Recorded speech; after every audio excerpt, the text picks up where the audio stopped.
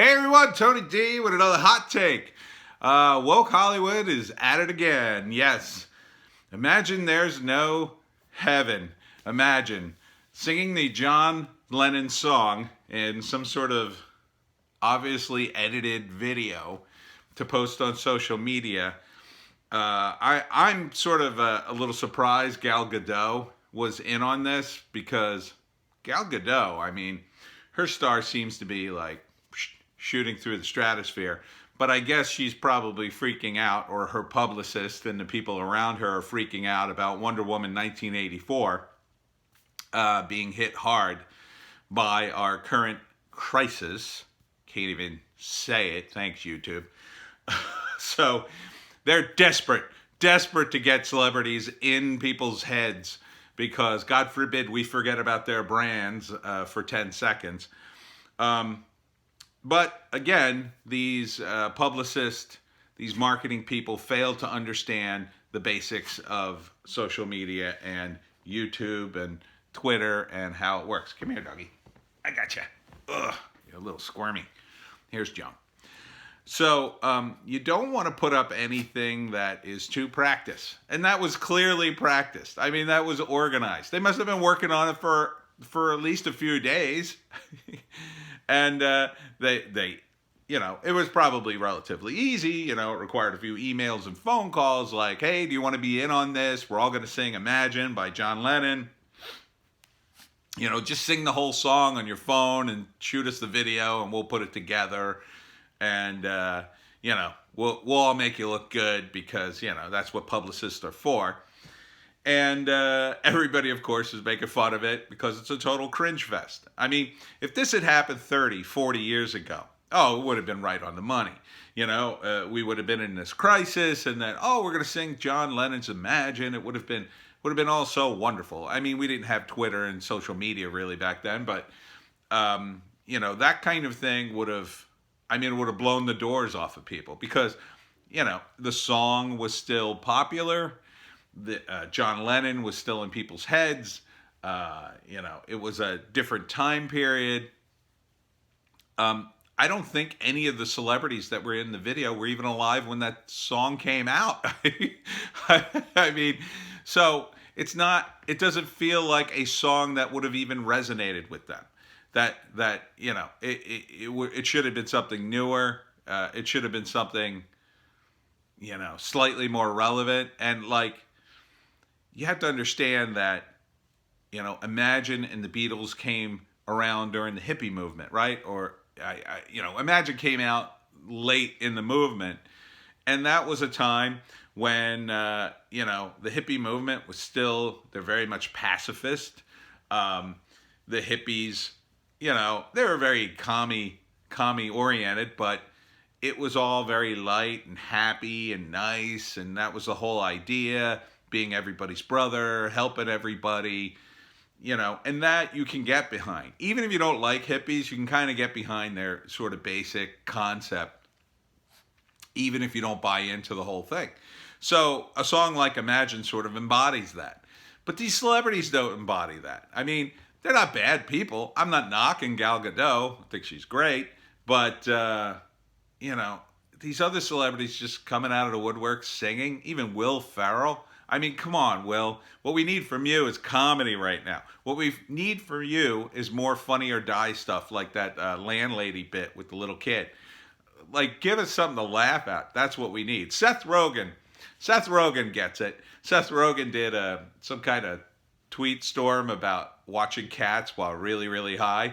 That was really funny. It was watching the movie Cats, I should say, not actual cats.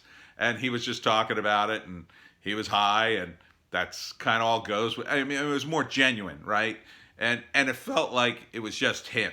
It didn't feel like some kind of orchestrated event for celebrities that, you got to get in on this thing. We're doing a thing where we sing Imagine, and we're going to post it on Twitter. It's going to be great. Everybody's going to get some really good exposure. It'll be great. I mean, you could just hear the whole pitch of the publicist. They're all sitting at home racking their brains how they can keep those people in their mind. This is a bad time to do that. Everybody's effing freaked out. Don't be. But people right now have bigger fish to fry. They don't want to see that kind of stuff unless it's, just fun and ridiculous, because they're sitting at home wondering what's going to happen over the next few months. They might be sick, freaking out about that. I'd certainly be freaked out if I was sick. So they don't want to hear you do some orchestrated thing. Like if Gal Gadot had just done it on her own, if it was just her singing and, she was a slightly better singer, it would have worked okay. The song's too dated for her, but you could have said, oh, well, that's nice. She's trying. But when you have every, rando celebrity in Hollywood in on it, come on, seriously? And then Madonna, who I guess nobody's paying attention to, had to jump in, and she sang like a parody of Vogue, only it was about eating fish. It was odd. It was odd. It probably would have worked. It probably would have worked better if Madonna did stuff like that on a semi-regular basis. If she had more of a presence like that, where she goofed around and sang her songs. And quite frankly, she didn't do it very well. Like the lyrics, her on-the-fly lyrics were not that clever. They were just kind of eh. And really, she was singing about running out of pasta and forced to eat fish. Felt kind of odd. Like if she had been in her kitchen doing it instead of her fabulous bedroom, maybe. Like if she had actually been cooking the fish, I think it would have come off better, because it would have been more grounded. Like, oh, Madonna's making herself dinner or making her family dinner or something, as opposed to like she's probably going to walk into the next room and she's got like 2 or 3 servants serving everybody, and it ain't going to be just some lame fried fish. It's going to be some like super high end fish that's got little flakes of cool stuff on it, and like maybe fried in truffle oil, and I mean, don't show that. I mean, obviously that's a bad deal, but people don't want to see that. I mean, just take a knee, celebrities. Just be out of the spotlight for a while. Nobody wants to hear you. Look, in a couple of weeks, when this starts to hopefully blow over, I hope. I'm not making any predictions on that front. I mean, they say beginning of May 1st will be when we run out of hospital beds, is one projection. So that could be, the peak of the thing, the crisis. And, if that happens, we'll still be in it probably at least another month, right? I mean, if that's the peak. Hopefully it peaks a little earlier than that. I mean, everybody's hopeful that it will. But quite frankly, I think people are only sort of starting to take it serious right now. Kind of. And even so, there are some hardheads that are still out. And I think probably in other parts of the country where we were, like a week ago, 2 weeks ago, people are still going out. I mean, people are still going out. So I don't know what to tell you. They're treating it very seriously in New York. And I believe the New Jersey governor is probably, I think at 1 p.m. he's got a thing. I think he's probably going to declare some sort of martial law, or just basically everything's closed, except they're going with keeping gas stations, pharmacies, and supermarkets open. Additionally, all the reports I'm hearing is don't worry about supermarkets running out of food. They got plenty of food. The food chain is super strong. It's just that people finally went bananas and all rushed to the store at once, and that's why they may be out of things. And in fact, I think probably in the next few days, those stores will be a ghost town, because people will be afraid to go to the store. They'll be afraid to go because they'll be hearing all these reports. And realistically, if you've got the food and you don't have to go to work, just stay home. Just stay home. Just take a knee, take a week, if you can. Now, some people can't. Some people got to go to work still. Work at home if you can. Some people can't. I feel bad.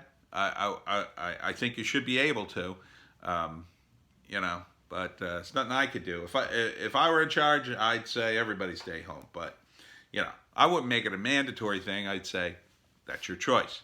But going out on the streets and going in the crowds, that's a really bad deal right now. But celebrities are not helping things. I mean, they're just not. Um, if you want to help, they should be, I don't know, donating money. There's not much they could do beyond that. They can't organize an event. You can't have events now. You could do fun things like Seth Rogen did, and just show everybody what you're doing. I mean, I totally believe Seth Rogen would get high and watch the Cats movie. If you're some highfalutin celebrity living a highfalutin lifestyle, don't show us that. But show us you and your kids doing a puzzle or something like that. That would be fun. Something normal, sort of like to pass the time, to show us that you're human. Don't try to like promote your stupid movies or whatever. Nobody's going to the movies. And then today, Chris Nolan came out. Oh, we got to help movie theaters. Oh, do we? Do we have to help movie theaters? Those places that charge more and more money for snacks and tickets and basically try to rake you over the coals for every little thing. Do we? Do we have to help them? No, I don't think we do. Most movie chains are now big corporations, partially owned by studios. Let them figure it out. They'll figure it out. They'll finally get the message that you can't charge a lot for the movies. You can't charge a lot for snacks. You're going to have to change your business model. You're going to have to either put in Bruin views everywhere, where you could have a nice dinner and a drink and watch a movie at some point when this is over, or you're going to have to just close them down. I mean, that may be the end result. I mean, look, I didn't want drive-ins to close. I wish drive-ins were still around, but they're closed. They're gone. Nobody wants to do drive-ins anymore. Maybe you could bring those back. That would be a cool thing. Maybe that would be more of an experience for people rather than just going to a movie theater, which, quite frankly, even with the new chairs, is kind of lame. It's still kind of lame. It depends on the movie. The movie itself has to be a big spectacular to warrant for me to see it on a big screen. If you've got a small story that takes place in an apartment, does it really need to be on the big screen? Probably not. So I think it's time for movie studios in Hollywood to just chillax. I mean, these guys, believe me, I've been in LA. These guys go on vacation at the drop of a hat anyway. So I'm sure everybody's checked out and not doing anything. So just check out and don't do anything for a while. You're all good at that. Just don't work. You can handle that. Just don't work. Come back in a month or two when things start to settle, and maybe you can come up with something. Maybe brew some new ideas. That's what I'm doing. Anyhow, that's it for my woke Hollywood rant. Little Joan and I will see you